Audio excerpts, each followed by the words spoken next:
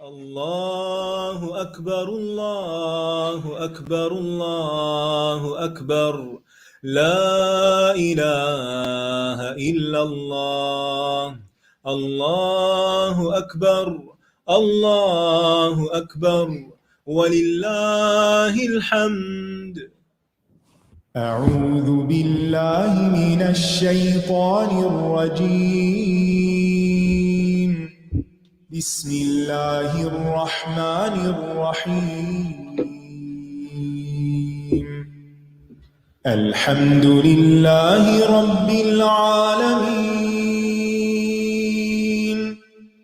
الرحمن الرحيم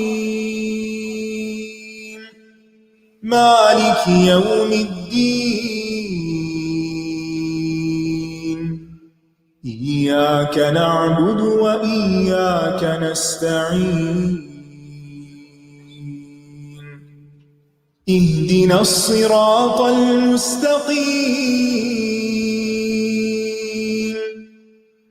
صراط الذين أنعمت عليهم غير المغضوب عليهم ولا الضالين.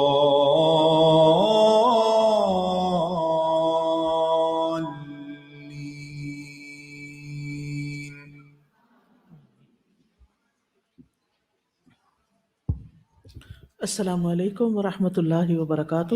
وعلیکم السلام ورحمۃ اللہ وبرکاتہ. کیا حال ہے سب کا؟ الحمدللہ. یہ نیلے کلر والے ہمیشہ رائٹ سائڈ پہ کیوں ہوتے ہیں؟ سامنے کیوں نہیں آتے؟ کسی دن سارے نیلے لوگ سامنے آ جائیں. نیلی چڑیاں. نحمده ونصلي على رسوله الكريم اما بعد فاعوذ بالله من الشيطان الرجيم بسم الله الرحمن الرحيم رب اشرح لي صدري ويسر لي امري واحلل عقدة من لساني يفقهوا قولي. الحمد لله المحمود بكل لسان المعبود في كل زمان اختص وحده بالبقاء وكتب على جميع الخلائق الفناء. ہر قسم کی حمد اللہ کے لیے ہے جس کی حمد ہر زبان سے کی جاتی ہے اور ہر زمانے میں اس کی عبادت کی جاتی ہے. وہ اکیلا ہی باقی اور قائم رہنے کے ساتھ خاص ہے اور باقی تمام مخلوقات کے ساتھ اس نے فنا کو لازم کر دیا. یعنی کل من علیہا فان وَيَبْقَى وَجْهُ رَبِّكَ ذُو الْجَلَالِ وَالْإِكْرَامِ. آج ہم انشاءاللہ آیت نمبر 33 سے شروع کریں گے. تلاوت کیجئے.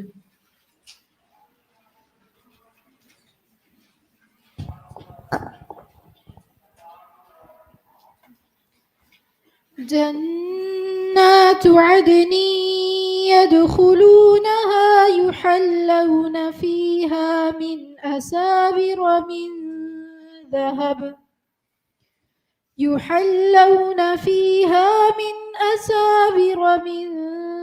ذهب ولؤلؤا ولباسهم فيها حرير.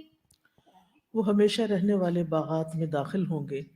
وہاں انہیں سونے کے کنگنوں اور موتیوں سے آراستہ کیا جائے گا اور وہاں ان کا لباس ریشم کا ہوگا. یہ آیت سن کر کچھ لوگوں کے چہرے پر اسمائل آئی اور کچھ ادھر ادھر ہی دیکھتے رہے گویا انہوں نے سنا ہی نہ ہو.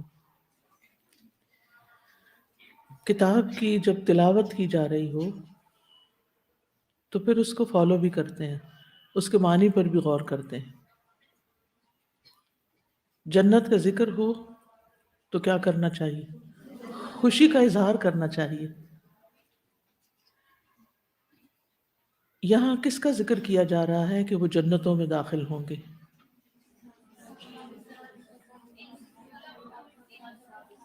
اس سے پیچھے جو آیت گزری تھی اس میں اللہ تعالیٰ نے فرمایا تھا کہ ثم اورثنا الکتاب الذین اصطفینا من عبادنا فمنهم ظالم لنفسه ومنهم مقتصد ومنهم سابق بالخیرات باذن اللہ. ٹھیک ہے. یہ تین گروہ ہیں کس کے؟ کتاب کے حاملین کے۔ کچھ ظالم ہیں جو جاہل ہیں، کتاب پڑھتے ہی نہیں، کچھ ایسے ہیں جو پڑھتے ہیں اور عمل کر لیتے ہیں اور کچھ چیزیں چھوڑ بھی دیتے ہیں، اور کچھ ایسے ہیں جو پڑھتے بھی ہیں، عمل بھی کرتے ہیں اور آگے بھی پھیلاتے ہیں۔ تو obviously ان کے درجات زیادہ بلند ہوں گے، لیکن الٹیمیٹلی یہ تینوں گروہ جنت ہی میں جائیں گے۔ اس سے ان لوگوں کے عقیدے کی نفی ہوتی ہے جو یہ کہتے ہیں کہ کبیرہ گناہ کا مرتکب کافر ہو گیا اور کافر ہمیشہ جہنم میں رہیں گے۔ یاد رکھیے، جو بھی لا الہ الا اللہ سچے دل سے پڑھ لیتا ہے وہ بالآخر جنت ہی میں جائے گا، وہ ہمیشہ کافروں کی طرح جہنم میں نہیں رہے گا۔ وہ جو سورۃ النحل میں سورۃ الحجر میں آتا ہے نا، ربما یود الذین کفروا لو کانوا مسلمین، کہ ایک وقت ہوگا کہ وہ جو کافر ہیں وہ بھی تمنا کریں گے کاش ہم بھی مسلمان ہوتے۔ تو یہ کون سا وقت ہوگا؟ جب مسلمانوں میں سے جو گناہگار مسلمان ہیں وہ سزا بھگت کے جہنم سے نکال لیے جائیں گے۔ تو جب وہ جہنم سے نکالے جائیں گے تو وہ لوگ حسرت کریں گے کہ کاش ہم نے بھی کلمہ پڑھ رکھا ہوتا تو کم از کم ایک دن ہماری سزا ختم تو ہو جاتی۔ تو جو لوگ ہیں مسلمان لیکن مسلمان ہونے کے تقاضے پورے نہیں کرتے، کبیرہ گناہوں کا ارتکاب کرتے ہیں، اور اگر توبہ کیے بغیر انہی گناہوں کے اندر ملوث ہو کر وہ دنیا سے گئے اور اللہ تعالیٰ نے ان کو معاف نہیں کیا تو ان کو سزا ملے گی۔ پھر نبی صلی اللہ علیہ وسلم کی شفاعت سے وہ باہر جہنم سے نکال لیے جائیں گے۔ کتنا عرصہ وہ رہیں گے وہاں، یہ ہر ایک کے اوپر ڈپینڈ کرتا ہے کہ وہ کیا ڈیزرو کرتا ہے اور اللہ تعالیٰ کا اس کے بارے میں کیا فیصلہ ہے۔ ہمیں کوئی سال اور مہینوں کی مدت نہیں بتائی گئی۔ اور جو مقتصد ہیں وہ کبیرہ گناہوں سے بچتے ہیں لیکن صغیرہ گناہوں کا ارتکاب کر جاتے ہیں، لیکن چھوٹے چھوٹے صغیرہ گناہ بھی مل کے کتنے بڑے ہو جاتے ہیں، بعض اوقات بہت زیادہ ہو جاتے ہیں۔ تو ایسے لوگ ہو سکتا ہے کہ حشر میں زیادہ ان کو انتظار کرنا پڑے جنت میں جانے کے لیے، لیکن تیسرا گروہ جو سابقون کا ہے وہ یا تو بغیر حساب ہی جنت میں چلے جائیں گے، یا پھر یہ ہے کہ وہ آگے آگے ہوں گے، یعنی ان کا حساب، یعنی مقتصدین کے بارے میں آتا ہے کہ ان کا حساب آسان ہوگا اور سابقون کا حساب نہیں ہوگا، کیونکہ انہوں نے بھی اللہ کے ساتھ حساب نہیں کیا، یہ بے حساب نیکیاں کرتے رہے، گن گن کے نہیں کرتے تھے۔ جیسے انما الصابرون انما یوفی الصابرون اجرہم بغیر حساب، تکلیفوں پر، مصیبتوں پر، چاہے ذاتی زندگی میں ہو یا دین کے راستے میں ہو، جو صبر کرتے رہے، برداشت کرتے رہے اور پھر وہ اللہ کے راستے پر قائم رہے، انہوں نے یہ راہ نہیں چھوڑی، اللہ کی اطاعت میں زندگی گزاری، تو پھر ایسے لوگ جنتوں میں بے حساب، بغیر حساب کے چلے جائیں گے اور جلدی چلے جائیں گے۔ لیکن یہ یاد رکھیے کہ بالآخر یہ تینوں گروہ جو ہیں یہ ہیں جنتی۔ تو یدخلون کی جو واو ہے اس سے پتہ چلتا ہے کہ یہ سب کی طرف جا رہی۔ ابن عباس کہتے ہیں ہم امت محمد صلی اللہ علیہ وسلم ورثہم اللہ کل کتاب انزلہ فظالمہم یغفر لہ ومقتصدہم یحاسب حسابا یسیرا وسابقہم يدخل الجنت بغیر حساب۔ ٹھیک ہے، یہ کتاب کے وارث امت محمد صلی اللہ علیہ وسلم کے لوگ ہیں۔ اللہ تعالیٰ نے انہیں اپنی نازل کردہ تمام کتابوں کا وارث بنایا۔ ان میں سے ظالم کو بخش دیا جائے گا، یعنی اگر وہ معافی مانگ لے تو بخش دیا جائے گا، یا پھر بعد میں اس کو جہنم سے نکال دیا جائے گا، یعنی اس کو بخشش ہو گئی سزا کے ساتھ۔ اور جو درمیانے ہیں ان کا آسان حساب ہوگا اور سبقت لے جانے والی جنت میں بغیر حساب کے داخل ہوں گے۔ یعنی فَأَمَّا الَّذِينَ سَبَقُوا بِالْخَيْرَاتِ فَأُولَٰئِكَ الَّذِينَ يَدْخُلُونَ الْجَنَّةَ بِغَيْرِ حساب، جو لوگ نیکیوں میں سبقت لے گئے وہ جنت میں حساب کے بغیر داخل ہوں گے، اور جو بیچ کی راہ رہے ان سے محاسبہ ہوگا مگر ہلکا محاسبہ۔ اور جنہوں نے ظلم کیا اپنے آپ پر تو وہ حشر کا پورا عرصہ روک کے رکھے جائیں گے. کتنا عرصہ ہے حشر کا؟ 50,000 سال. آسان ہے؟ انتظار تو ایک دن کا بھی مشکل ہوتا ہے. پھر انہی کو اللہ اپنی رحمت میں لے لے گا، اور یہی لوگ ہیں جو کہیں گے کہ شکر ہے اس خدا کا جس نے ہم سے غم کو دور کر دیا. تو بہرحال یہ سارے کے سارے جو اسلام میں سچائی کے ساتھ داخل ہوئے اور مختلف درجوں پر رہے، یہ بالآخر جنت میں داخل ہوں گے. جنات عدن، جنات جنت ان کی جمع ہے جس کا معنی ہے باغات، اور وہ باغ جس کی درختوں کی کثرت کی وجہ سے زمین نظر نہ آئے وہ جنت کہلاتی ہے، یعنی گھنے باغ. یہ اس لیے اس کا نام رکھا گیا ہے کیونکہ جو شخص باغ میں ہوتا ہے باغ اس کو چھپا لیتا ہے، یعنی باغ کے اندر پھر وہ نظر نہیں آتا. عدن کا مطلب ہوتا ہے کسی جگہ قرار پکڑنا، اقامت اختیار کرنا، ٹھہرنا. تو جنات عدن کا معنی کیا ہے؟ باغات اقامت، یعنی دائمی اقامت اور ہمیشگی کی جنتیں، یعنی وہاں سے نکالے نہیں جائیں گے. ان جنت عدن کوئی خاص جنت نہیں بلکہ جنت کی صفت ہے. یعنی اللہ سبحانہ وتعالیٰ نے ہر جنت کو جنت عدن کہا ہے. جیسے سورۃ مریم میں آتا ہے جنات عدن التی وعد الرحمن عبادہ بالغیب، ہمیشگی کے باغات ہیں جن کا رحمان نے اپنے بندوں سے بن دیکھے وعدہ کیا ہے. اور سورۃ فاطر میں کیا آ رہا ہے؟ جنات عدن یدخلونہا، اور یدخلون کی ضمیر کس کی طرف جا رہی ہے؟ کس کی طرف جا رہی ہے؟ امت محمد صلی اللہ علیہ وسلم کی طرف، سب کی طرف. اسی طرح ایک اور جگہ پر آتا ہے سورۃ صف میں وَمَسَاكِنَ طَيِّبَةٍ فِي جَنَّاتِ عَدْن. تو جنات عدن سے مراد ہمیشگی کے باغات. اور جنت عدن کو یعنی جنت کو اللہ تعالیٰ نے اپنے ہاتھ سے بنایا، جیسے 4 چیزوں کو، عرش، قلم، آدم اور علیہ السلام اور جنت عدن. اور پھر باقی مخلوقات کو کس سے بنایا؟ کن کہہ کے. ٹھیک ہے. ابن قیم اپنی کتاب حاد الارواح میں کہتے ہیں اللہ تعالیٰ کی اس مہربانی میں غور کرے کہ کیسے اللہ نے خاص طور پر اس جنت کے درختوں کو اپنے مخلوق کے لیے اپنے ہاتھ سے کاشت کیا، اور آدم علیہ السلام کی اولاد میں سے افضل ترین لوگوں کو اہمیت دیتے ہوئے اور شرف بخشتے ہوئے ایسا کیا گیا. اور اس مخلوق کی فضیلت کو ظاہر کرنے کے لیے، یعنی جس مخلوق کو اللہ نے اپنے ہاتھ سے پیدا کیا وہ ساری مخلوقات سے افضل ہے. انسان کو اللہ نے اپنے ہاتھ سے پیدا کیا تو وہ ساری مخلوق سے افضل ہے، اور اس کا ٹھکانہ بھی ساری مخلوق سے افضل ہے. جب یہ بات انسان جانتا ہے یا پڑھتا ہے یا سنتا ہے تو پھر اس کا نتیجہ کیا ہونا چاہیے؟ خوش ہونا چاہیے، اور خوش ہو کر شکر کرنا چاہیے. شکر کرتے ہوئے کیا کرنا چاہیے؟ اللہ تعالیٰ کی اطاعت کرنی چاہیے، عبادت کرنی چاہیے، اللہ تعالیٰ کی طرف رجوع کرنا چاہیے کہ اتنا اللہ نے ہم پر احسان کیا کہ باقی مخلوق کو کن کہہ کے بنایا، اور ہمیں آدم علیہ السلام جن سے پھر اولاد چلی اپنے ہاتھ سے بنایا. اور جنت جو آخری ٹھکانہ ہے آدم کی اولاد کا وہ بھی ہاتھ سے. یہ انسان کے لیے عزت و شرف کا مقام ہے. لیکن جب انسان اللہ تعالیٰ کی نافرمانی کرتا ہے، اس خالق کی جس نے اس کو اتنا بہترین طریقے سے پیدا کیا، تو پھر اس کا ٹھکانہ ہاویہ ہے، پھر وہ جہنم میں جانے کے ہی لائق ہے.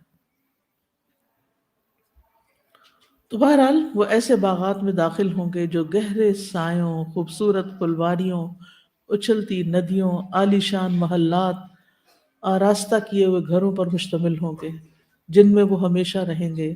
وہاں کی زندگی اتنی خوبصورت ہوگی کہ کبھی وہ وہاں سے جانا ہی نہیں چاہیں گے.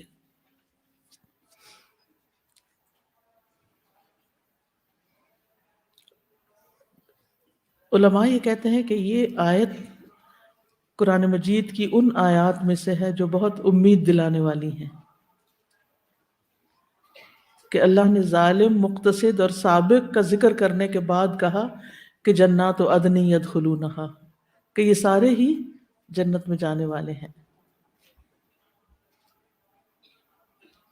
اور اس سے توحید اور لا الہ الا اللہ کی ویلیو پتہ چلتی ہے کہ کتنا قیمتی ہے یہ کلمہ، اور کتنی خوش دلی سے اس کو ادا کرنا چاہیے کہ اپنے یعنی انسان کو اللہ کے سوا کسی کی عبادت نہیں کرنی چاہیے، اسی کے آگے جھکنا چاہیے، اسی سے سب کچھ مانگنا چاہیے، اسی سے سب سے زیادہ محبت کرنی چاہیے، اسی کے لیے سارے کام کرنے چاہیے۔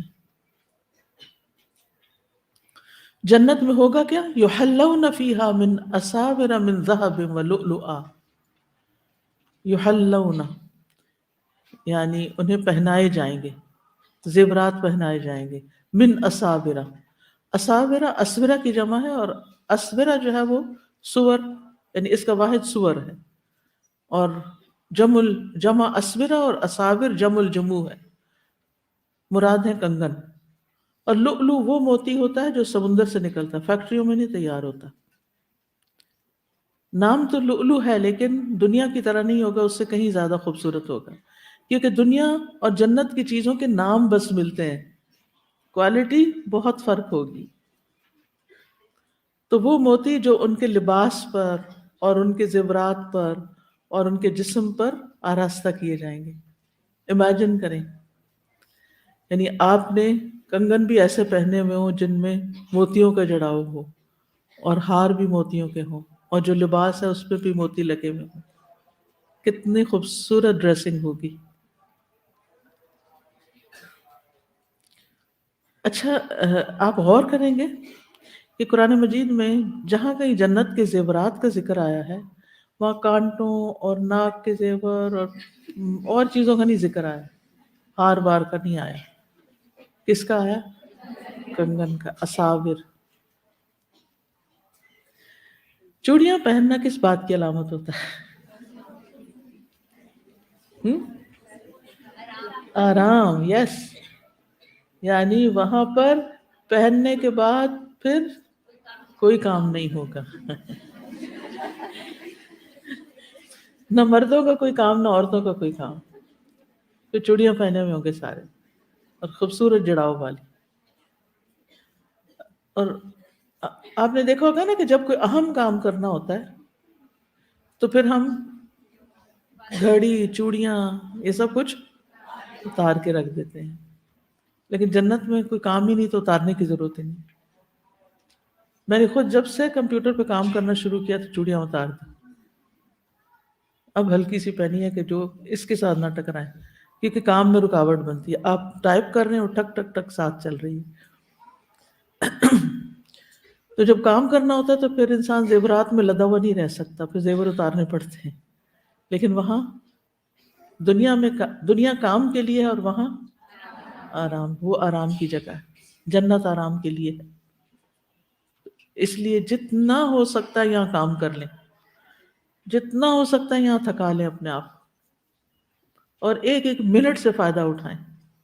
ہاتھ پہ ہاتھ رکھ کے بیٹھ جانا، اس سے باتیں، اس سے باتیں، اس سے ملاقاتیں، اس سے کبھی کسی کے پاس کھڑے ہو جانا، کبھی کسی کے پاس کھڑے ہو جانا، یہ زندگی نہیں ہے، یہ اپنے آپ کو گنوانا ہے۔ عقل مند لوگ ایسی زندگی نہیں بسر کرتے۔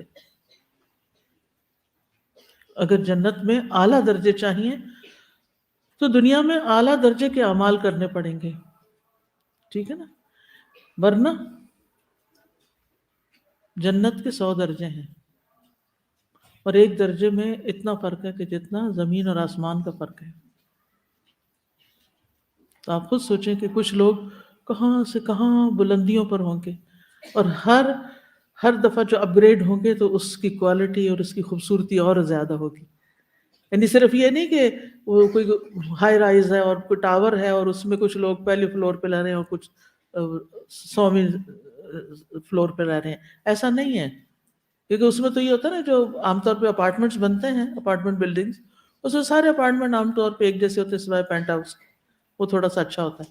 لیکن یہاں پر جنت میں صرف یہ نہیں کہ نیچے اور اوپر منزلیں ہیں، وہاں پر ہر منزل کا ایک اور ہی خوبصورت اور انوکھا انداز، اس سے اوپر کی منزل اور خوبصورت، اس سے اوپر اور خوبصورت، اور پھر اللہ تعالیٰ کا قرب بھی اسی حساب سے۔ حضرت آسیہ نے کیوں کہا تھا رب ابن لی عندک بیتا فی الجنہ، عندک پہلے کا، آپ کے پاس، آپ کے قرب میں. اور اسی لیے کہا گیا نا کہ جب جنت کا سوال کرو تو کیا کرو؟ جنت الفردوس، کیونکہ وہ اعلیٰ ترین مقام ہے. تو بہرحال وہاں پر سونے کے کنگن بھی ہوں گے، چاندی کے بھی ہوں گے. وَحُلُّوا أَسَاوِرَ مِن فِضَّةٍ وَسَقَاهُمْ رَبُّهُمْ شَرَابًا طَهُورًا. یعنی دنیا میں ذرا چاندی کی قیمت کم لگتی ہے، لیکن یہاں پر آپ دیکھیں کہ رب خود ان کو شراب طہور پلائے گا. اعزاز کا اعلیٰ ترین مقام. سورۃ دہر اگر آپ پڑھیں نا تو اس میں وہ جنتی نہریں بھی بہا لے جائیں گے، اور پھر جنت کے جو غلمان اور جو خادم ہوں گے وہ بھی پلائیں گے، اور تیسرے درجے پہ جو مقربین ہوں گے ان کو رب خود پلائے گا. وہاں مشروب کے بھی درجے ہیں. تو کنگن بھی سونے کے بھی ہوں گے، موتیوں کے بھی ہوں گے، چاندی کے بھی ہوں گے، جس کی جو چوائس، جو جس کا دل چاہے، اور بدل بدل کے بھی پہن سکتے ہیں. اسی لیے بوریت تو ہوگی ہی نہیں. دنیا میں تو ایک چیز پلے پڑ جائے تو پھر سمجھ نہیں آتی اس کو نکالے کہاں. اور پھر یہ کہ ہر طرح کی جو جویلری ہوتی ہے اس کا اپنا ہی حسن ہوتا ہے. یعنی بعض کپڑوں کے ساتھ سونا سوٹ کرتا ہے اور بعض کے ساتھ چاندی ہی اچھی لگتی ہے. وہاں سونا اتنا اچھا نہیں لگتا. تو اس لیے کوئی اس کو انڈرمائن نہ کرے. اچھا، ایک طرف تو رب خود شراب پلا رہے ہیں، یعنی مشروب پلا رہے ہیں. شراب تو اردو میں کچھ اور ہی بن جاتی، حالانکہ عربی میں تو لفظ شراب ہی ہے. اور دوسری طرف چاندی کے کنگن ہوں گے، ہاں وہ انتہائی خوبصورت ہوں گے، ان کی ویلیو کم نہیں ہوگی،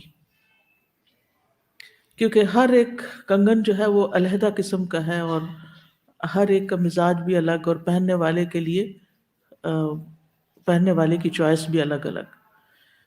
اور پھر آپ دیکھیے کہ جنت میں صرف ضرورت کی نعمتیں نہیں ملیں گی، کیونکہ اہل جنت دنیا میں صرف ضرورت کے تحت چیزیں رکھتے تھے، اور باقی چیزیں انہوں نے اپنے سے الگ کر دی تھی تاکہ ان کا وقت ان چیزوں کی خدمت میں نہ گزرے. کیونکہ جتنی زیادہ آپ کپڑے بنا لیتے ہیں اتنی زیادہ پھر آپ کو ان کی سنبھال کی ضرورت پڑتی ہے. جتنے زیادہ برتن لے کے رکھ لیتے ہیں، جتنی زیادہ، یعنی جو چیز جتنی زیادہ ہوتی ہے نا اس کی دیکھ بھال اور مینٹیننس اتنی ہی زیادہ کرنی پڑتی. تو پھر وہ بہت سارا وقت کھا جاتی ہے انسان کا. لہٰذا انسان کے پاس وقت نہیں بچتا کہ وہ کس اعلیٰ مقاصد کے لیے کام کر سکے. تو جن لوگوں کی تھنکنگ ہائی ہوتی ہے نا ان کی لیونگ سمپل ہوتی. پھر اس کے بعد ایک اور بات یہ ہے کہ مرد اور عورت دونوں کو زیور پہنایا جائے گا. اور ہو سکتا ہے ڈیزائن کا فرق ہو، لیکن مردوں کو دنیا میں حرام کر دیا گیا سونا، لیکن وہاں ان کو پہنایا جائے گا.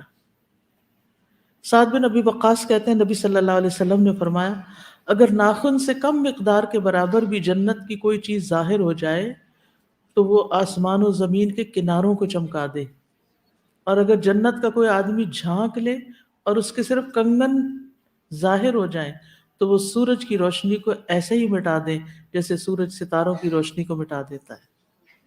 یعنی جب سورج نکلتا ہے تو دن کو ستارے ہوتے ہیں، نظر نہیں آتے. ایسے ان کا اگر کنگن نظر آ جائے تو سورج بھی نظر نہ آئے.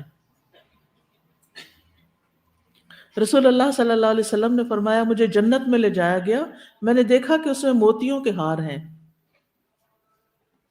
اس میں موتیوں کے ہار ہیں. اور جنت کا زیور انسان کے وضو کے آثار کے مطابق ہوگا. ابو حازم کہتے ہیں میں ابو ہریرہ کے پیچھے تھا رضی اللہ عنہ، وہ نماز کے لیے وضو کر رہے تھے تو اپنے ہاتھ کو کھینچتے ہوئے بغل تک لے گئے، یعنی ایسے ملتے ملتے اوپر تک لے گئے. میں نے کہا ابو ہریرہ یہ کیا وضو ہوا؟ آپ نے کہا اے بنی فروخ تم ادھر ہو، اگر میں جان لیتا کہ تم ادھر ہی ہو تو میں اس طرح وضو نہ کرتا.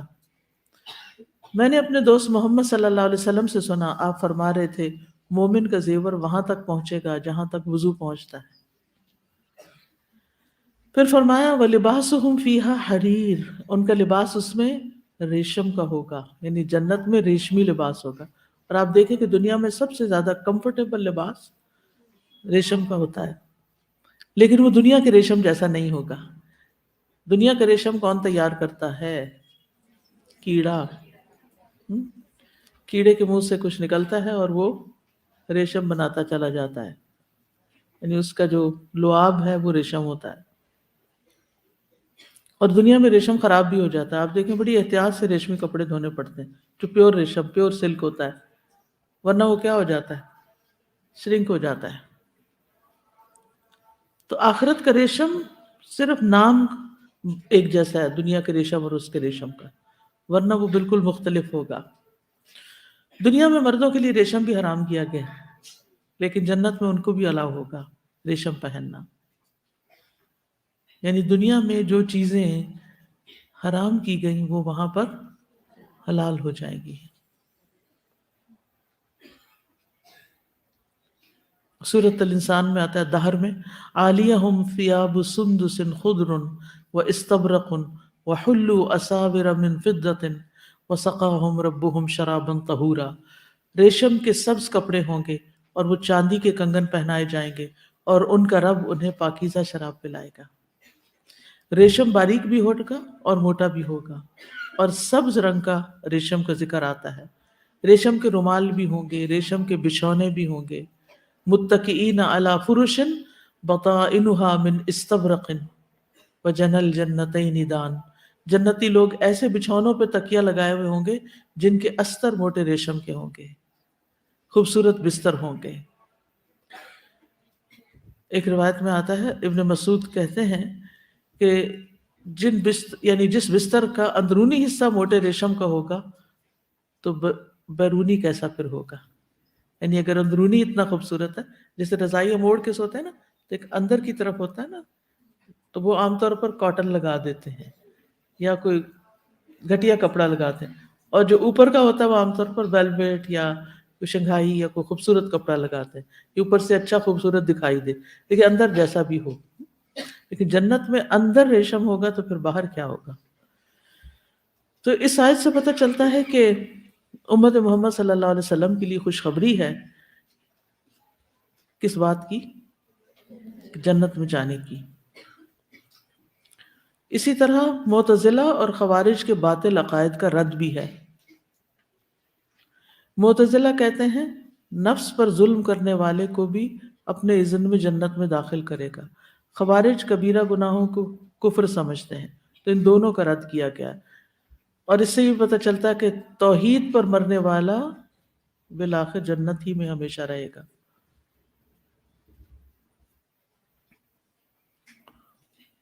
اور زیورات پہننے کا مقصد خوبصورتی کا اظہار کرنا، خوبصورت لگنا، لیکن اس بات کی بھی علامت کہ کوئی کام کاج نہیں ہوگا، کوئی مشقت نہیں ہوگی.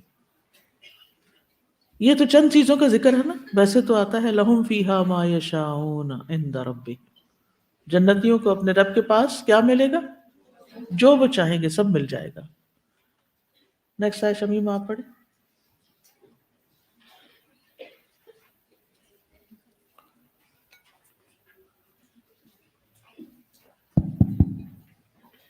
وقالوا الحمد لله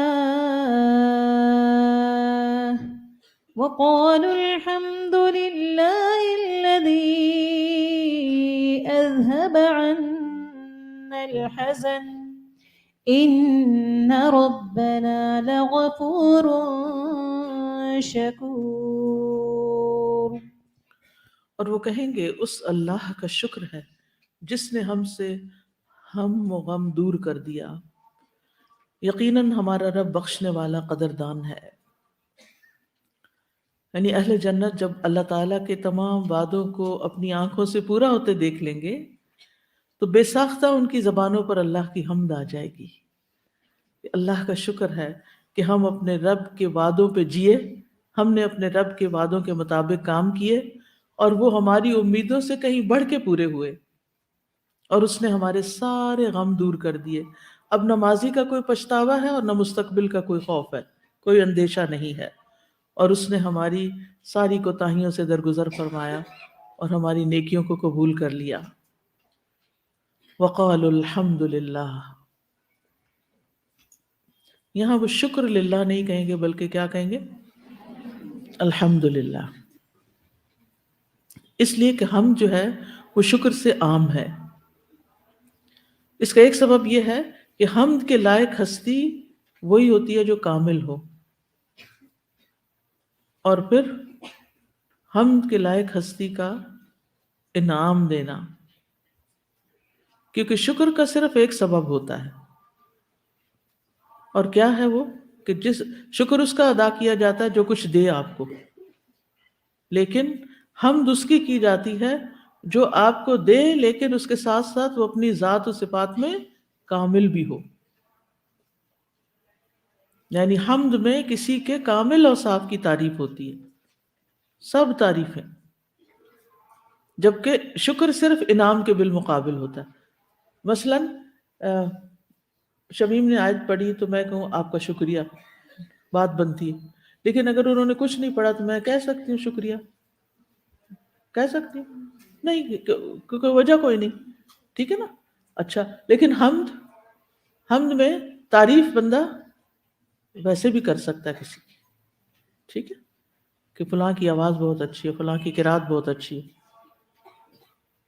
لیکن حمد جو ہے نا وہ جامع لفظ ہے جس میں انعام بھی ہے اور وہ اپنی ذات میں قابل تعریف بھی ہے۔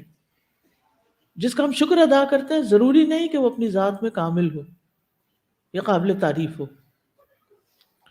اور جہاں تک حزن کا تعلق ہے تو حزن کہتے ہیں کسی چیز کے ہاتھ سے نکل جانے کی وجہ سے جو کیفیت دل میں پیدا ہوتی ہے، جس کو غم کہا جاتا ہے۔ اصل میں دنیا میں انسان کے پاس جو کچھ بھی ہے وہ اس کے ہاتھ سے نکل جانے والا ہے۔ دنیا میں انسان کے پاس جب تک کوئی نعمت نہیں ہوتی اس کو غم رہتا ہے، اور جب نعمت مل جاتی ہے تو ہاتھ سے نکلنے کا خوف لگ جاتا ہے، اور پھر جب نکل جاتی تو پھر غم لگ جاتا ہے۔ دنیا کی کسی بھی چیز کا آپ دیکھیں کہ مزہ پورا نہیں ہے تو غم ہے، چلی گئی تو غم ہے، اور جتنی دیر رہی فکر ہی فکر ہے۔ تو وہاں پر ان کو کسی قسم کی یعنی موت بھی ذبح کر دی جائے گی، نہ تو موت نے آنا ہے اور نہ چیزیں اور نعمتیں ان کے ہاتھوں سے چھنیں گی، تو اس لیے نہ غم ہوگا نہ خوف ہوگا، نہ ان کی خوبصورتی میں کمی ہوگی، نہ ان کے کھانے پینے میں کمی ہوگی، نہ ان کی قوت اور جوانی میں کمی ہوگی، نہ ان کی لذت میں کمی ہوگی، نہ ان کو کسی قسم کی فکر ہوگی کہ ہمیں یہاں سے نکال نہ دیا جائے۔ مثلا اگر آپ کرائے کے گھر میں رہتے ہیں نا اور اتفاق سے آپ کو کوئی ایسا گھر مل جاتا ہے جو آپ کو بہت اچھا لگتا ہے، لیکن ساتھ ہی کیا فکر لگ جاتی، ہاں پتہ نہیں کب لے لیں گے یہ واپس، تو آپ پوری طرح نہیں انجوائے کر سکتے۔ جنت ایک دفعہ مل گئی تو واپس کسی نے نہیں لینی، تو اس لیے وہ اللہ تعالیٰ کا بہت شکر ادا کریں گے کہ الحمدللہ جس نے ہمیں یہ ساری نعمتیں دی۔ اور حزن میں جو ہے الحزن، یہ استغراق کے لیے نہیں، ہر طرح کا غم، ہر طرح کے غم دور کر دیے۔ دنیا میں انسان کسی بھی مقام پر پہنچ جائے، بادشاہ بن جائے، بہت بڑا عالم بن جائے، لیکن وہ کوئی ولی اللہ بن جائے، یعنی کسی بھی جو بھی اعلیٰ مقامات ہوتے ہیں دنیاوی یا دینی اعتبار سے، وہ انسان کو اگر مل جائیں تو بھی انسان رنج و غم سے چھٹکارا نہیں پا سکتا۔ بہت سے لوگوں کو دیکھا گیا ہے کہ وہ دین کی طرف آتے ہیں، ان کو بڑی خوشی ملتی ہے، پڑھنے پڑھانے لگ جاتے ہیں، لیکن کوئی چیز زندگی میں پیش آ جاتی ہے کہ غم کا شکار ہو جاتے ہیں، اور وہ ان کے بس کی بات نہیں ہوتی، اس سے نکلنا ایک اور مشکل بات ہوتی ہے۔ تو آخرت میں ایسی کوئی فلکچویشن نہیں ہوگی آپ کے مزاج میں، نہ ہی بیچ میں کوئی غم آئے گا۔ اور یہ اگر حزن دنیا کے غم تھے تو دنیا میں کون کون سے غم ہے؟ سب سے بڑا غم کیا ہے ہمارا؟ سوچیں، اپنے بارے میں سوچیں، میرا سب سے بڑا غم کیا ہے؟ میں اپنا بتا دیتی ہوں کہ میرا کیا بنے گا، آگے کیا ہوگا۔ سب سے بڑی فکر جو آتی ہے نا وہ یہ کہ مرنے کے بعد کیا ہوگا، موت کے وقت کیا ہوگا، موت کیسی ہوگی، اور موت کے بعد اگلے مرحلے کیا ہوں گے۔ الحمدللہ کہ ہم قبرستان کے قریب رہتے ہیں نا، تو جب یہاں سے گزرتے ہیں تو آخرت کی یاد اور اچھی طرح آتی ہے، اور یہی احساس ہوتا ہے کہ پتہ نہیں اس میں سے کس قبر والے کے ساتھ کیا ہو رہا ہے ہمیں تو کچھ پتہ نہیں. اوپر سے تو سب ایک جیسی نظر آ رہی ہے نا، اندر پتہ نہیں کیا ہو رہا ہے، پتہ نہیں کس کیفیت میں ہے. تو وہاں تو جانا ہی ہے نا، پتہ نہیں کیا ہوگا. پھر اسی طرح اس کے بعد دنیا میں اور کچھ چیزیں ہوتی ہیں جن چیزوں کا انسان کو جتنی زیادہ ان چیزوں سے محبت ہوتی ہے، ان کے بارے میں یا ان کے نقصان کے بارے میں سوچ کے بھی غم بھی اتنا ہی ہوتا ہے. دنیا کے کاموں کی تھکاوٹیں، پریشانیاں اور فکر اس بات کی کل کیا ہوگا، کہاں سے کھائیں گے، کیا پہنیں گے، کہاں رہیں گے، وغیرہ وغیرہ. پھر اسی طرح بعض اوقات کچھ جگہوں پر لوگوں کو گھر سے نکالے جانے کا خوف ہوتا ہے، جنگ کا خوف ہوتا ہے، ظالم حکمرانوں کا خوف ہوتا ہے، رزق روزگار کا فکر ہوتی ہے کہ کہاں سے ملے گا. تو وہاں پر ایسا کوئی غم نہیں ہو، کسی قسم کی کوئی پریشانی نہیں ہوگی. دنیا میں اگر کوئی پریشانی آپ پر ہو نا تو جنت کو یاد کر لیا کریں کہ چلو اٹھو کوئی کام کرو جو اہل جنت والے کرتے ہیں. یہ تو دنیا کے ساتھ ہی پریشانی، جس دن مریں گے یہ بھی ختم ہو جائے گی، اگلے مرحلے تو اس سے بھی بڑے ہیں. تو وہاں پر اہل جنت جو ہیں جب وہ جنت میں پہنچیں گے تو کیا کہیں گے؟ قالوا انا كنا قبل في اهلنا مشفقين فمن الله علينا ووقانا عذاب السموم. تو کہیں گے بے شک ہم اس سے پہلے اپنے گھر والوں میں ڈرنے والے تھے، بس اللہ نے ہم پر احسان کیا اور ہمیں نہایت گرم ہوا کے عذاب سے بچا لیا، یعنی جہنم کی لو سے بچا لیا.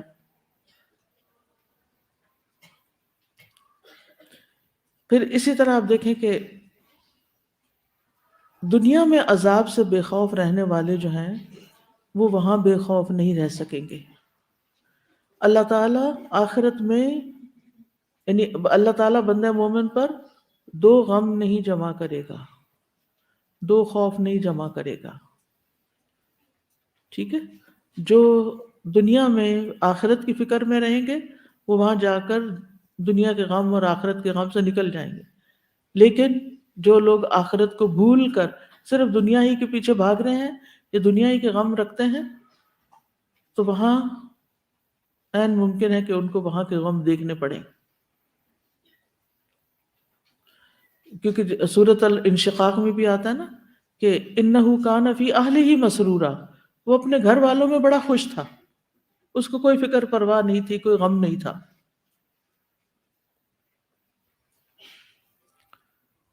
پھر اسی طرح دنیا میں رہتے ہوئے اہل جنت کی صفات ان کے اندر تھیں، یعنی اہل جنت دنیا میں مسلسل کام کرنے والے لوگ تھے. کیونکہ آتا نا کہ جنت کا چاہنے والا سو نہیں سکتا. اس کا یہ مطلب نہیں کہ وہ کبھی نہیں سوتا، اس کا مطلب مفہوم کیا ہے، کیا محاورہ ہے یہ؟ جنت کا چاہنے والا کبھی سو نہیں سکتا، یعنی غافل نہیں ہو سکتا یا بے فکر نہیں ہو سکتا. جنتیوں کے سارے غم اس وقت ختم ہو جائیں گے جب موت کو ذبح کر دیا جائے گا، اور جہنمیوں کے سارے غم ہمیشہ کے لیے آ جائیں گے، ان کے غموں میں اضافہ ہو جائے گا جب ان کے سامنے موت کو ذبح کیا جائے گا. ان ربنا لغفور شکور، بے شک ہمارا رب البتہ بہت ہی بخشنے والا، بڑا ہی قدردان ہے. یعنی کس کو بخشنے والا ہے؟ بتائیے کیا بخشنے والا؟ گناہوں کو بخشنے والا ہے. اور شکور اطاعت کی قدردانی کرنے والا ہے. یہ دونوں کون سے صیغے ہیں؟ مبالغے کے یا صفت مشبہ کے، یعنی بہت زیادہ اللہ تعالیٰ قدردان ہے اور بہت زیادہ معاف کرنے والا ہے. تو اس آیت سے یہ پتہ چلتا ہے کہ جنتیوں کے لیے کمال سرور ہوگا اور غم کی مکمل نفی ہے. پھر اہل جنت اللہ کی تعریف بیان کریں گے، الحمدللہ کہیں گے. پھر اہل جنت دنیا کے تمام غموں کو بھلا دیں گے، اور اگر ان کا کوئی رشتہ دار جہنم میں چلا گیا اس کا بھی غم نہیں ہوگا ان کو، ورنہ تو انسان چین سے بیٹھ ہی نہ سکے. اور غم جو ہے یہ بذات خود ایک آزمائش ہے انسان کے لیے، لہٰذا ہمیشہ غم سے پناہ مانگنی چاہیے۔ کون سی دعا ہے اس کے لیے؟ اللہم انی اعوذ بک من الہم والحزن والعجز والکسل والجبن والبخل وغلبۃ الدین وقہر الرجال، اور ایک اور روایت میں وضلع الدین وغلبۃ الرجال۔ نیکسٹ آیا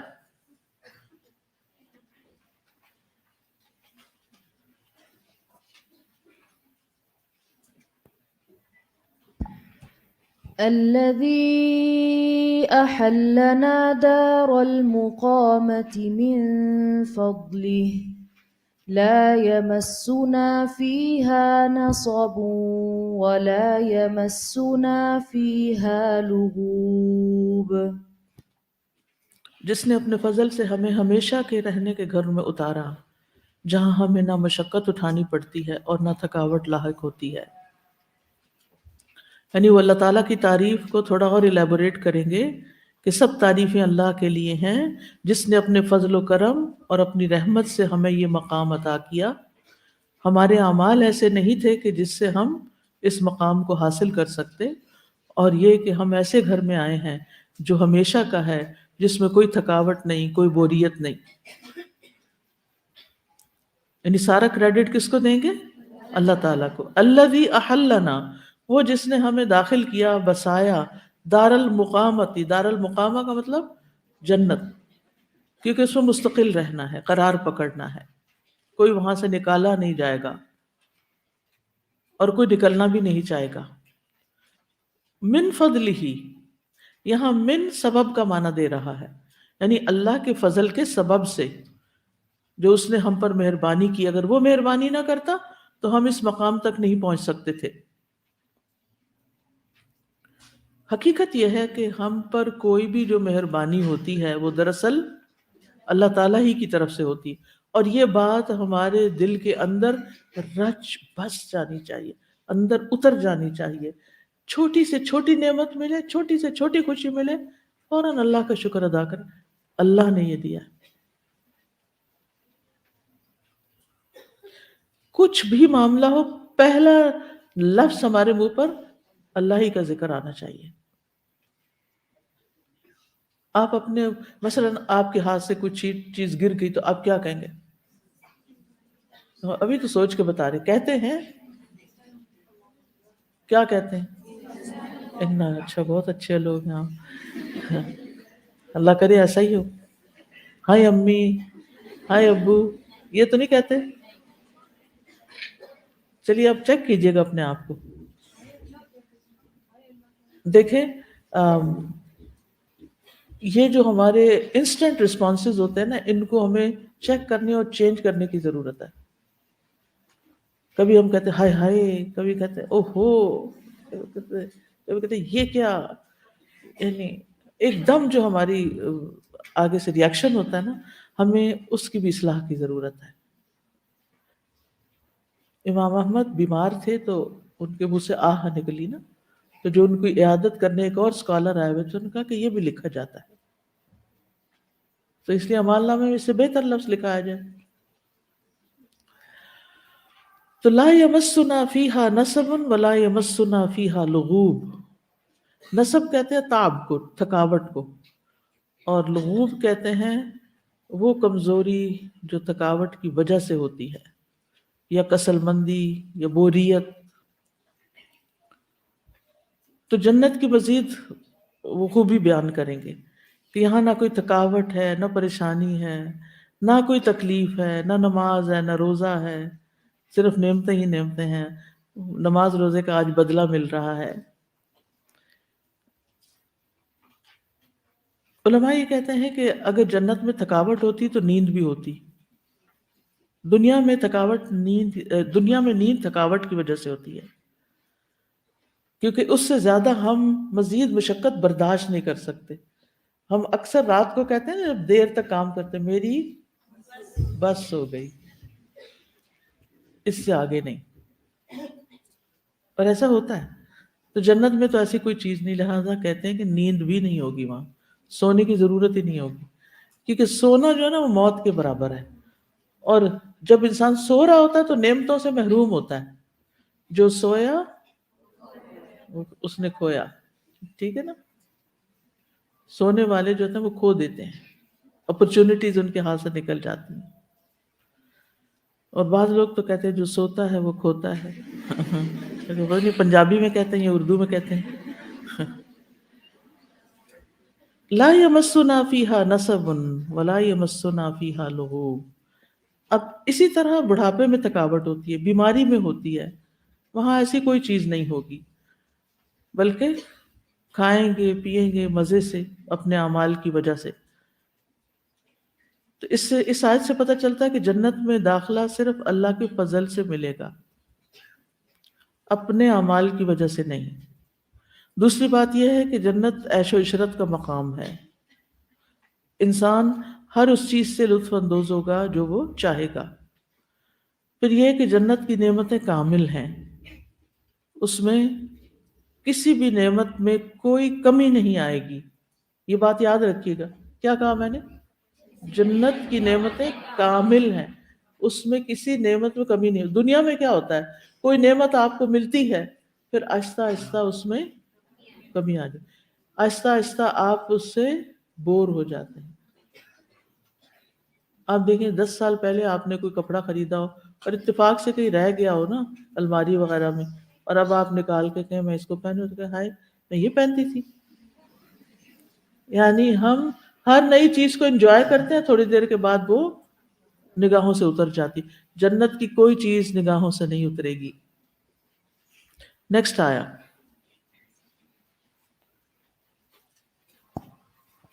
ریپیٹ کر کے نہیں پڑھیے گا، تیز پڑھیے گا کیونکہ ٹائم تھوڑا ہے. والذين كفروا لهم نار جهنم لا يقضى عليهم فيموتوا ولا يخفف عنهم من عذابها كذلك نجزي كل كفور. اور جن لوگوں نے کفر کیا ان کے لیے جہنم کی آگ ہے، نہ تو ان کا کام تمام کیا جائے گا کہ وہ مر ہی جائیں، اور نہ ہی ان سے جہنم کا عذاب ہلکا کیا جائے گا. ہم ہر ناشکرے کو ایسی ہی سزا دیتے ہیں. قرآن مجید کا ایک اسلوب ہے، اور وہ یہ کہ جہاں وعدے کا ذکر ہوتا ہے تو وہاں وعید کا بھی ہوتا ہے. جہاں جنت کا وعدہ کیا گیا وہاں جہنم سے ڈرایا بھی گیا ہے. جہاں مومنوں کا ذکر ہوتا ہے وہاں کافروں کا بھی ذکر ہوتا ہے. جہاں ابرار کا ذکر ہوتا ہے وہاں فجار کا بھی ہوتا ہے. تو پچھلی آیات میں امت محمد کے صلی اللہ علیہ وسلم کے لیے کیا بتایا گیا کہ ان کے لیے جنت عدن ہے. اس کے بعد کفار کے لیے کیا ہے؟ والذین کفروا لہم نار جہنم، ان کے لیے جہنم کی آگ ہے. کفر کیا ہوتا ہے؟ اللہ سبحانہ وتعالیٰ کی ذات کا انکار کرنا، توحید کا انکار، رسالت کا انکار، آخرت کا انکار، اور اس کے علاوہ بھی جو ایمان کے پلرز ہیں، تقدیر ہے یا ملائکہ ہیں یا کتب، ان کا انکار بھی انسان کو کفر تک پہنچا دیتا ہے. تو یہ جنہوں نے کفر کیا ان کے لیے جہنم کی آگ ہے. لا یقضی علیہم فیموتوا، ان پر مدت تمام نہیں کی جائے گی کہ وہ مر جائیں، یعنی جہنم میں بھی موت نہیں. ولا یخفف عنہم من عذابہا، اور نہ ہی ان کے عذاب میں کوئی کمی کی جائے گی، یعنی نہ موت آئے گی اور نہ عذاب کم ہوگا. وہ آتا نا سورۃ العالی میں ثم لا يموت فيها ولا يحيا. سورۃ ابراہیم میں آتا وَيَأْتِيهِ الْمَوْتُ مِنْ كُلِّ مَكَانٍ وَمَا هُوَ بِمَيِّتٍ. موت ہر طرف سے اس پہ آ رہی ہوگی، اتنی تکلیف میں ہوگا لیکن مرے گا نہیں.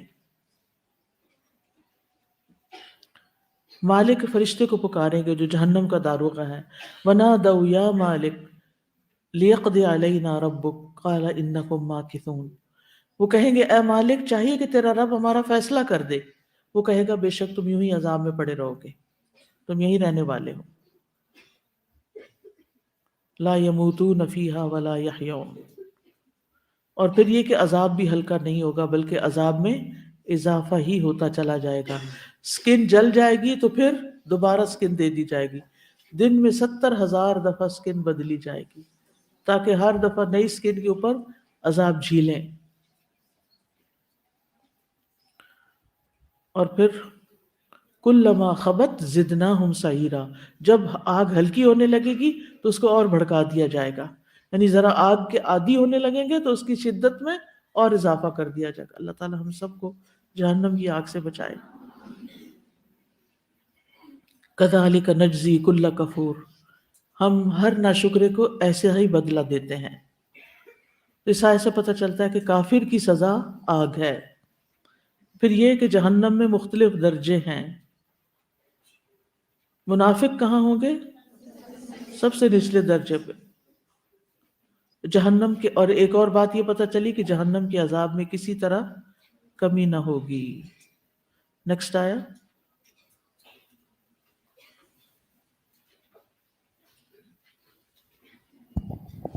وهم يصطرخون فيها ربنا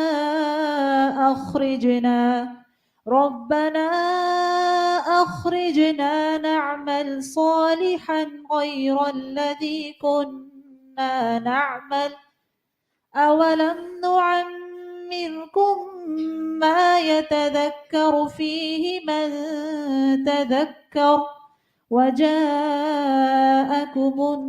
النذير فذوقوا فما للظالمين من نصير۔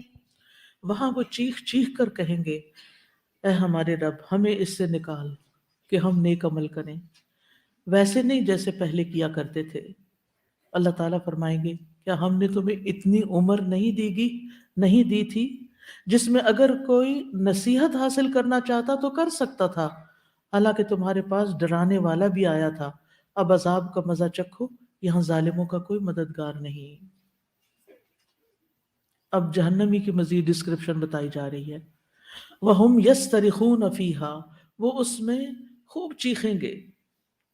صراخ چیخ کو کہتے ہیں، باب افتعال مبالغے کے لیے آیا ہے۔ یہ قاعدہ یہ ہے کہ اگر حروف میں اضافہ ہو جائے تو معنی میں بھی شدت ہو جاتی ہے، یعنی وہ دعا کے ساتھ اپنی آوازیں بلند کریں گے، چیخ چیخ کے دعائیں کریں گے، فریادیں کریں گے، چلائیں گے، یہ بہت زیادہ مشقت کے ساتھ اور رو رو کے پکاریں گے۔ کیا کہیں گے؟ ربنا اخرجنا، اللہ ہمیں یہاں سے نکال۔ اور یہ اہل جہنم کی پکار ہوگی، اور پھر ان کی حسرتیں ہوں گی، نعمل صالحا غیر الذی کنا نعمل، تاکہ ہم دنیا میں واپس جائیں اور ہم وہاں نیک کام کریں جو پہلے ہم نہیں کر رہے تھے، یعنی شرک اور گناہوں سے اب بچ کے آئیں ہم۔ اب یہ واپسی کا مطالبہ کیا مان لیا جائے گا؟ نہیں۔ سورۃ المؤمنون میں بھی آتا ہے، قال رب ارجعونی لعلی اعمل صالحا فیما ترکت، یہاں تک کہ جب ان میں سے کسی کو موت آئے گی تو وہ پکارے گا، اے میرے رب مجھے واپس لوٹا دے تاکہ میں اس دنیا میں جسے میں چھوڑ آیا ہوں جا کے نیک اعمال کروں، یعنی میں واپس جانا چاہتا ہوں۔ اللہ تعالیٰ کیا فرمائیں گے؟ کلا، ہرگز نہیں، یہ تو پاسبل ہی نہیں۔ دروغہ جہنم سے کہیں گے، وقال الذین فی النار لخزنۃ جہنم ادعوا ربکم یخفف عنا یوما من العذاب، اور وہ لوگ جو آگ میں ہوں گے جہنم کے دربانوں سے کہیں گے کہ اپنے رب سے دعا کرو کہ وہ ہمیں ایک دن کے عذاب میں کمی کر دے، ایک دن کا عذاب ہمیں، یعنی ویکنڈ پہ ہمیں عذاب نہ دے، مثلا ایک دن کی تخفیف۔ لیکن وہ ایک دن کی تخفیف بھی نہیں مانی جائے گی، یہ مسلسل اسی کے اندر رہیں گے۔ اللہ تعالیٰ فرمائیں گے اولم نعمرکم، کیا ہم نے تمہیں اتنی عمر نہیں دی تھی، ما یتذکر فیہ من تذکر، کہ اس میں نصیحت حاصل کرنے والا نصیحت حاصل کر لیتا۔ اب یہاں ان کو ڈانٹا جا رہا ہے، ندامت دلائی جا رہی ہے، ان پہ حجت قائم کی جا رہی کہ ہم نے تمہیں ایک لمبی زندگی دی تھی، طویل وقت دیا تھا، نصیحت حاصل کرنے کے مواقع دیے تھے، لیکن تم نے کسی سے فائدہ نہیں اٹھایا۔ تو بات یہ ہے کہ انسان پیدا ہوتا ہے، پھر بچپن کا زمانہ ہوتا ہے، پھر جوانی ہوتی ہے، بلوغت سے کہولت تک کہولت سے شیخوخت تک، اور بڑھاپے کا دور پھر آ جاتا ہے. تو کوئی سب نہیں بوڑھے ہو کے مرتے، لیکن جس کو جتنی بھی عمر ملی وہ اس کے لیے ہدایت کی حاصل کرنے کے لیے وہ کافی تھی. مراد یہ ہے یعنی ہم نے تمہیں اتنی عمر تو دی تھی جس سے اگر تم حق کو سمجھنا چاہتے تو سمجھ سکتے تھے، اس پر عمل کرنا چاہتے تو کر سکتے تھے. حدیث میں آتا ہے اللہ نے اس شخص کا عذر کاٹ دیا جسے 60 سال دنیا میں زندہ رکھا. یعنی جو 60 سال کا ہو جائے اور نمازیں نہ پڑھے اور اللہ کی طرف رغبت نہ کرے تو پھر تو اس کا حال بڑا ہی خراب ہے.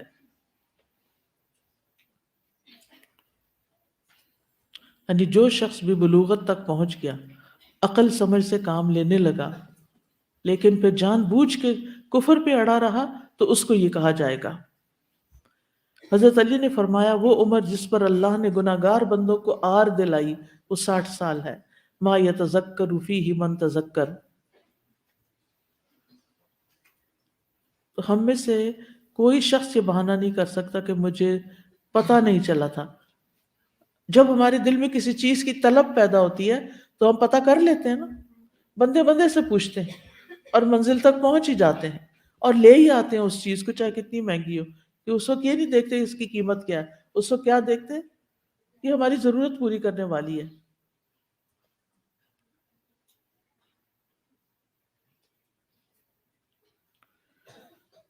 یعنی مراد اس سے یہ ہے کہ اللہ تعالیٰ نے تمہیں باشعور زندگی دی تھی، اتنی زندگی دی تھی کہ جس میں تم حقیقت کو پہچان کر پچھلی زندگی پر توبہ کر لیتے. وَجَاءَكُمُ النَّذِيرُ، اور تمہارے پاس خبردار کرنے والا بھی آ گیا تھا. نذیر جو ہے یہ عام لفظ ہے، ٹھیک ہے، جس میں رسول اور اس کے نائب کے علاوہ وقتاً فوقتاً پیش آنے والے حوادث بھی شامل ہوتے ہیں. ان سب سے بندہ عبرت حاصل کر سکتا ہے. وَجَاءَكُمُ النَّذِيرُ، اس کے بارے میں 5 اقوال بیان کیے گئے ہیں. نمبر 1، محمد صلی اللہ علیہ وسلم اور جو بھی خبردار کرے وہ نذیر ہوتا ہے، جو لوگوں کو آگاہ کرے. نمبر 2، بڑھاپا. بعض سلف نے سفید بالوں کو بھی النذیر میں شامل کیا کیونکہ وہ بھی زندگی کی مہلت ختم ہونے کی طرف اشارہ ہوتا ہے، خبردار کر رہا ہوتا ہے. تیسرا معنی اس کا بخار کیا ہے. چوتھا معنی اہل و اقارب کی موت، یعنی جب کوئی اور فوت ہوتا ہے تو اس وقت تمہیں ڈرنا چاہیے کہ اب تمہاری بھی باری آنے والی ہے. اور پانچویں چیز کامل عقل.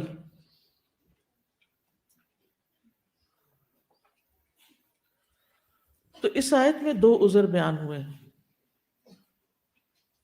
یعنی ایک یہ کہ تمہاری دعا اس لیے نہیں قبول کی جا سکتی کہ تمہیں اتنی عمر تو دے دی گئی تھی جو تذکیر کے لیے کافی تھی.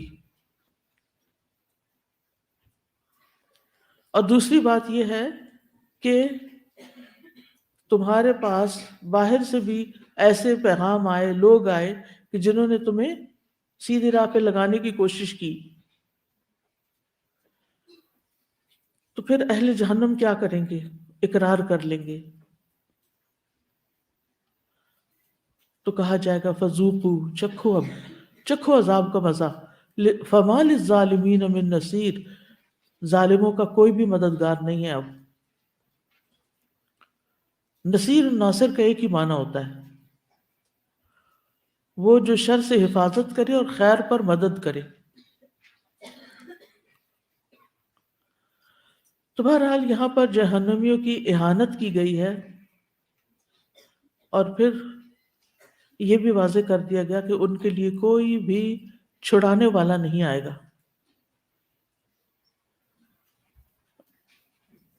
اور جہنمیوں کی پکار بھی بالکل بے فائدہ ہوگی، ان کی دعا قبول نہ ہوگی. تو اس آیت سے کیا باتیں پتہ چلی؟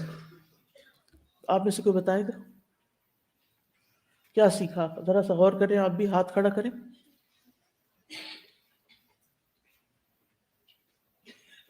بولے.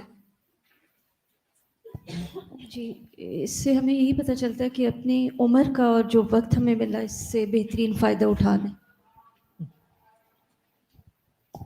استاذہ یہ بہت ویوڈ سی آیت ہے، لائک امیجن کرا رہی ہے کہ چیخیں انسان اگر دیکھے اپنے ارد گرد بھی زندہ ہے جب، کہ چیخیں جو ہوتی ہیں وہ انسان کو اچھی نہیں لگتی، اور وہاں پہ اللہ تعالیٰ چاہے جنت کا ذکر ہو رہا ہے، جہنم کا ہو رہا ہے، بہت ایک امیجنیشن والی چیزیں بہت ڈیٹیلز میں جا رہے ہیں. جیسے ہمیں پتہ ہوتا ہے کہ ابھی آپ کی کلاس ہے، ہمیں کنفرم ہے کہ آپ کی کلاس ہے کیونکہ ہم امیجن کر سکتے ہیں. تو جب اللہ ہمیں بتا رہے ہیں امیجن کروا کے صحیح ڈیٹیلز میں، تو اس کا مطلب ہے کہ یہ آنی، اور ہمیں اس پہ بلیف ہونا چاہیے اسی طرح سے. استاذہ جو زندگی میں آنے والے حوادث ہیں ان کو بھی اہمیت دینی چاہیے. وہ بھی نذیر ہیں. بالکل، بالکل، کیونکہ یعنی کہ جو آزمائشیں آتی ہیں، تکلیفیں آتی ہیں، ایسے نقصان آتے ہیں کہ جس سے انسان کہتا ہے کہ وہ اس کو ہلا کے رکھ دیتے ہیں کہ یہ جانے والی. اسی طرح جو ہمارے پیارے دنیا سے ہم سے پہلے چلے جاتے ہیں، وہ بھی ہمارے لیے ایک وارننگ ہوتی ہے کہ ایک دن تم نے بھی اس چارپائی پہ ہونا ہے. جی استاذہ میں یہ بات کرنے والی تھی کہ ہاں یہ سارے نذیر آ چکے ہیں ہمارے پاس، سارے، اور بار بار آتے ہیں، ایک دفعہ نہیں. ایک دفعہ نہیں. بالکل.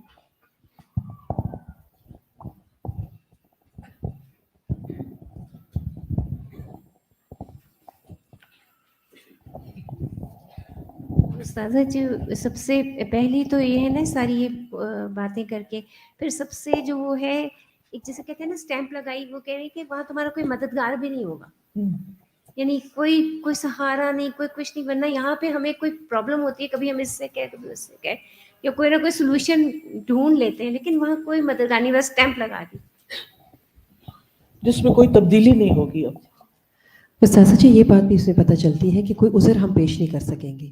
کوئی جسٹیفیکیشن، جیسے دنیا میں ہم ہر کام کی کوئی نہ کوئی جسٹیفیکیشن نکال لیتے ہیں، وہاں پر کوئی عذر نہیں ہوگا. جی فردوس. یہاں پہ جب اللہ تعالیٰ نے فرمایا نا کہ کذالک نجزی کل کفور، تو اس سے پتہ چلتا ہے کہ کافر سب سے بڑا ناشکرا ہوتا ہے.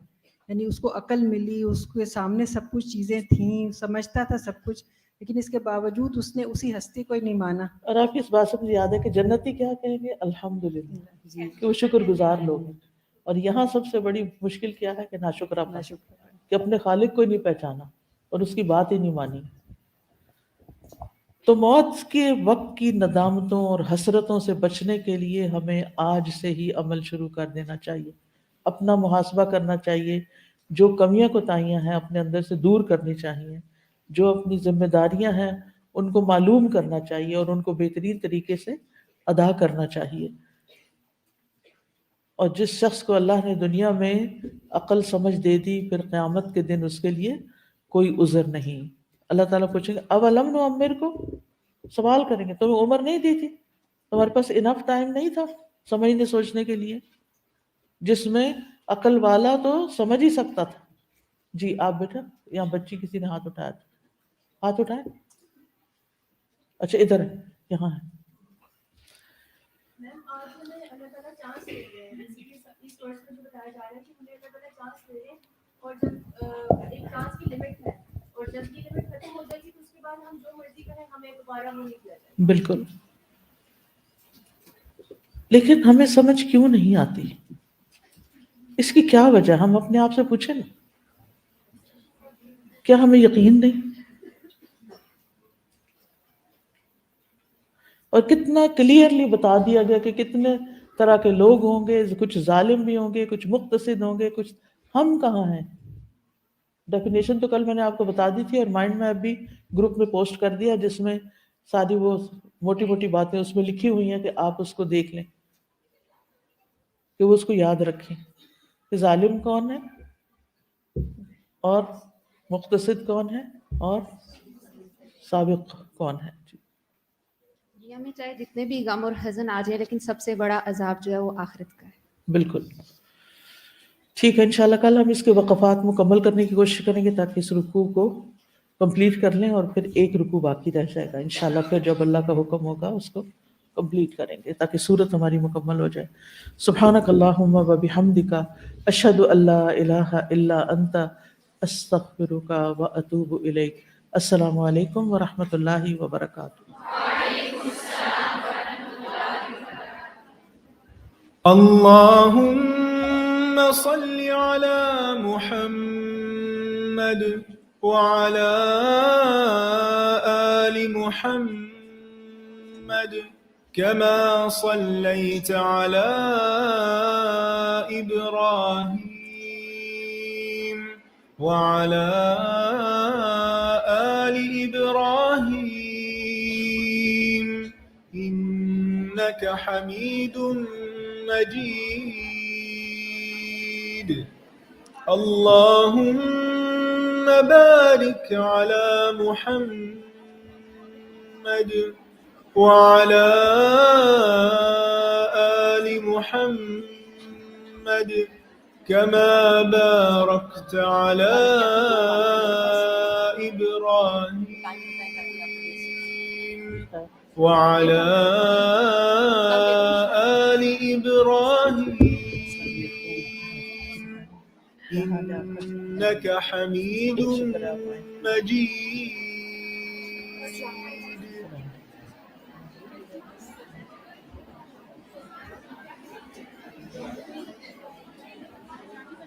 وعلیکم السلام. میرے بابا ایک سوال کرنا چاہتے ہیں آپ سے.